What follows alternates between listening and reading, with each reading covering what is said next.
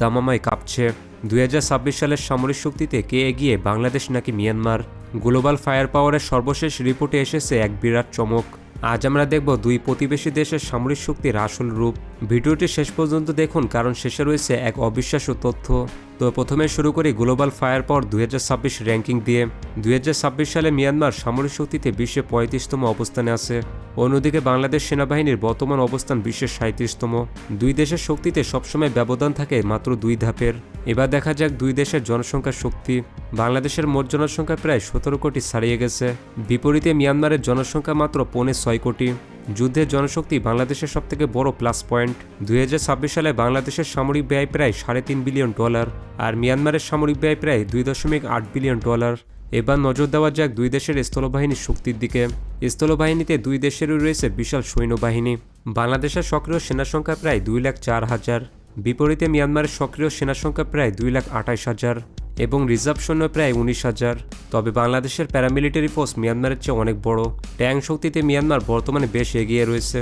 মিয়ানমারের কাছে বর্তমানে 1040টিরও বেশি ট্যাঙ্ক আছে। তবে বাংলাদেশের হাতে থাকা ট্যাঙ্কের সংখ্যা প্রায় 320টি। আর্মার্ড ভেহিকলে দুই দেশই প্রায় সমান সমান। বাংলাদেশের হাতে আছে প্রায় 11,500টি সাঁজোয়া যান। মিয়ানমারের হাতেও রয়েছে প্রায় 11,500 আর্মার্ড ভেহিকল। গোলন্দাজ বাহিনী বা আর্টিলারিতেও লড়াই হবে হাড্ডাহাড্ডি। বাংলাদেশের হাতে আছে প্রায় 500টির মতো শক্তিশালী আর্টিলারি। তবে মিয়ানমারের কাছে এই সংখ্যা প্রায় 1600টির উপরে। রকেট প্রজেক্টরের ক্ষেত্রে মিয়ানমার সংখ্যাগতভাবে অনেক শক্তিশালী।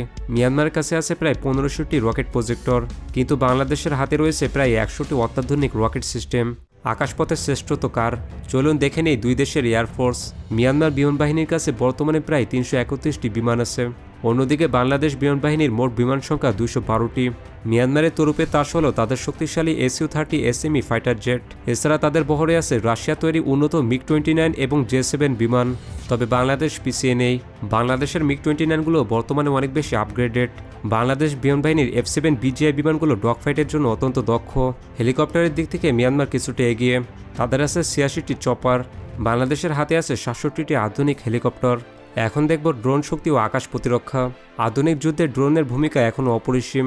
2026 সালে বাংলাদেশ ড্রোন শক্তিতে ব্যাপক উন্নতি করেছে। বাংলাদেশের হাতে আছে তুরস্কে তৈরি শক্তিশালী বায়রাক্তার TB2 ড্রোন।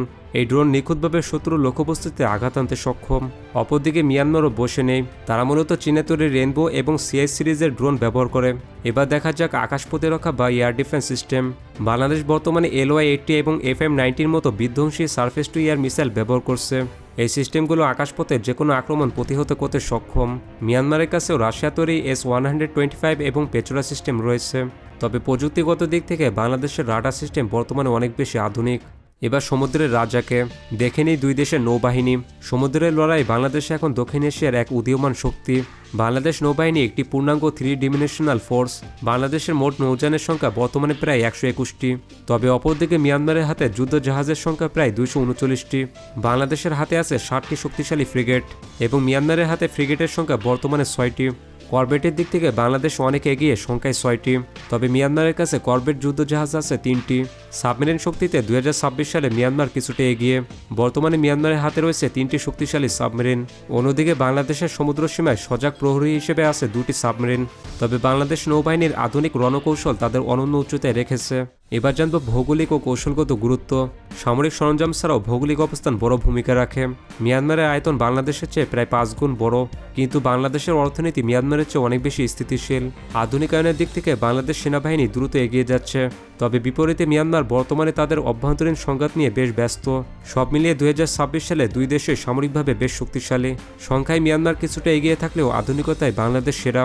আপনার মতে এই দুই দেশের মধ্যে সামরিকভাবে কে বেশি শক্তিশালী? আপনার মূল্যবান মতামত আমাদের কমেন্ট বক্সে অবশ্যই জানাবেন। Sure.